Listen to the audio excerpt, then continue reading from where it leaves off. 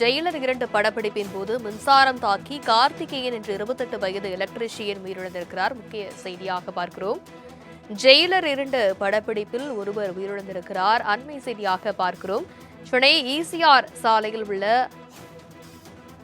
Aditya Ram film சிட்டியில் கடந்த ஓராண்டாக Jailer 2 ஷூட்டிங்கானது நடைபெற்று வரக்கூடிய சூழலில் மின்சாரம் தாக்கி ஒருவர் உயிரிழந்திருக்கிறார். வீடு மாதிரி செட் அமைத்து மின்சாரம் இணைப்பு ஏற்படுத்திக் கொண்டிருந்த போது விபத்து ஏற்பட்டதில் அவர் உயிரிழந்திருக்கிறார்.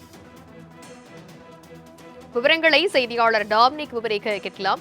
வணக்கம் டாமினிக், ஜெயிலர் 2 படப்பிடிப்பில் ஒருவர் உயிரிழந்திருக்கிறார். வரும் என்ன? வணக்கம் தனலட்சுமி.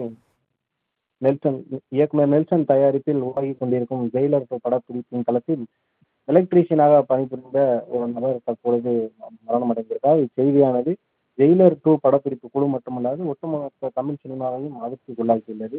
ஏற்கனவே இன்று கருத்து படம் வெளியாகும் என்று எதிர்பார்க்கின்ற நிலையில் அந்த பிரச்சனை ஒரு பக்கம் ஓடிக்கொண்டிருக்கும் பொழுது தயாரிப்பு சங்கமும் இன்னொரு பக்கம் நடிகர் சங்கமும் ஒரு இழுவரியில் இருக்கும் இதே நேரத்தில் ஜெயிலர் 2ஆம் பாகத்தில் இப்படியாப்பட்ட ஒரு இழப்பு ஏற்பட்டிருப்பது சற்று அதிர்ச்சியாக இருக்கக்கூடிய ஒன்றுதான்.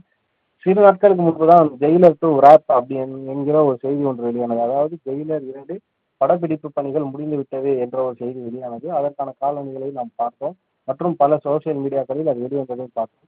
தற்பொழுது அதுக்கான பேட்ச் ஒர்க் என்கிற விட்டு சென்ற பணிகளை எல்லாம் எடுப்பதற்கான வேலைகள் நடைபெற்று வந்தது.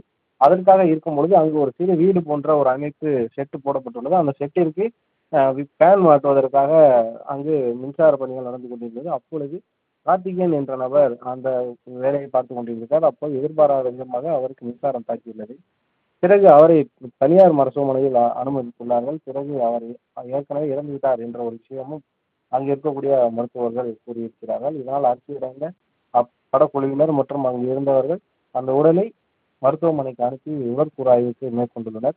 இச்சம்பவமானது ஒட்டுமொத்த திரையுலகை மிக அதிர்ச்சி உள்ளாக்கியுள்ளது. விவரங்களுக்கு நன்றி டாமினிக்.